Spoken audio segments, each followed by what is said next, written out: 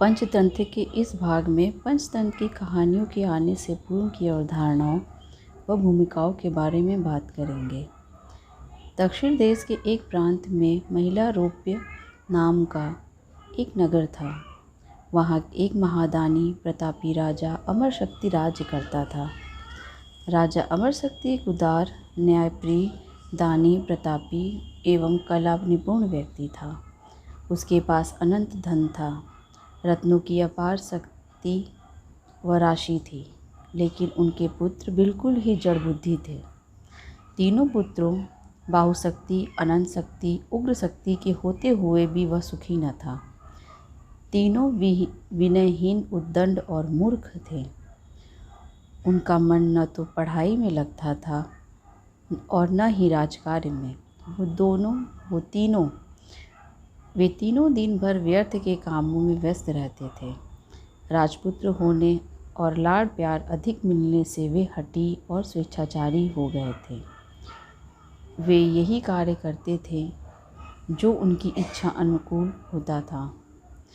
अपने पुत्रों का ऐसा आचरण देख राजा को चिंता सताने लगी कि मेरे बाद इस राज्य का क्या होगा। इस तरह तो ये ब्रजमूर्ख कुछ ही दिनों में इस राज्य को नष्ट कर देंगे। यही विचार कर उसने एक दिन राजसभा का आयोजन किया, जिसमें सभी मंत्री एवं देश के विद्वान आमंत्रित किए गए। राजा ने उनसे कहा, आप सब लोग तो जानते ही हैं कि मेरे तीनों पुत्र अशिक्षित, अविवेकी और जड़ बुद्धि होने के कारण निरे मूर्ख हैं। और आप यह भी अच्छी तरह जानते हैं कि मूर्ख पुत्रों के होने से ना होना ही अच्छा है। इस सभा में देश के 500 विद्वान उपस्थित हैं। आप सभी से मेरी प्रार्थना है कि आप लोग ऐसा कोई उपाय बताएं जिससे मेरे पुत्रों की बुद्धि का विकास हो सके। राजा अमरशक्ति की बात सुनकर सुमित नाम के एक मंत्री ने उनसे कहा, महाराज, मनुष्य का जीवन अनिश्चित है।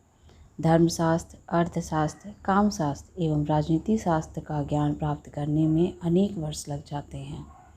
सिर्फ व्याकरण शास्त्र को सीखने के लिए ही 12 वर्ष का समय चाहिए। इसलिए हे राजन, राजकुमारों के लिए सरल संक्षिप्त शास्त्र की ही व्यवस्था होनी चाहिए। मेरी नज़र में तो सारहीन विषयों को छोड़कर केवल तत्वमात्र को ही उसी तरह ग्रहण करना चाहिए जिस तरह हंस दूध को ग्रहण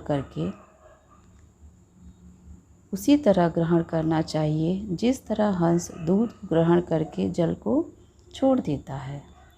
अपने मंत्री सुमित की बात सुनकर राजा ने कहा, सुमित जी, आप ठीक कहते हैं, हम भी यही चाहते हैं, लेकिन समस्या तो यही है कि ऐसा कोई विद्वान कहाँ से ले आएं जो हमारी समस्या का समाधान कर सके। तब सुमित ने अपने स्वामी की चिंता दूर करने के लिए सर्वशास्त्रों से पारंगत आचार्य विष्णु शर्मा को बुलाकर राजकुमारों का शिक्षक नियुक्त करने का परामर्श दिया। तब सुमित ने अपने स्वामी की चिंता दूर करने के लिए सर्वशास्त्रों से पारंगत आचार्य विष्णु शर्मा को बुलाकर राजकुमारों का शिक्षक नियुक्त करने का परामर्श दिया। यह सुनकर राजा को बड़ी प्रसन्नता हुई। उसने विष्णु शर्मा को बुलवाया और उनसे निवेदन किया कि यदि आप मेरे पुत्रों को उचित शिक्षा दीक्षा देकर अल्पकाल में ही उन्हें राजनीतिज्ञ बना देंगे तो मैं आपको 100 गांव इनाम में दूंगा। यह सुनकर आचार्य विष्णु शर्मा ने मुस्कुराते हुए कहा, महाराज, मैं अपनी शिक्षा बेचता नहीं हूँ। मुझे आपके इनाम की कोई इच्छा नहीं है।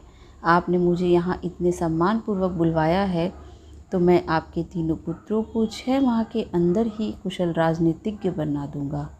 और यदि मैं ऐसा करने में असफल रहा तो आप जो दंड मेरे लिए नियुक्त करेंगे मैं उसे सहर्ष स्वीकार कर लूँगा। आचार्य विष्णु शर्मा ने राजकुमारों की शिक्षा के लिए उन्हें विविध प्रकार की कथाएं सुनाई।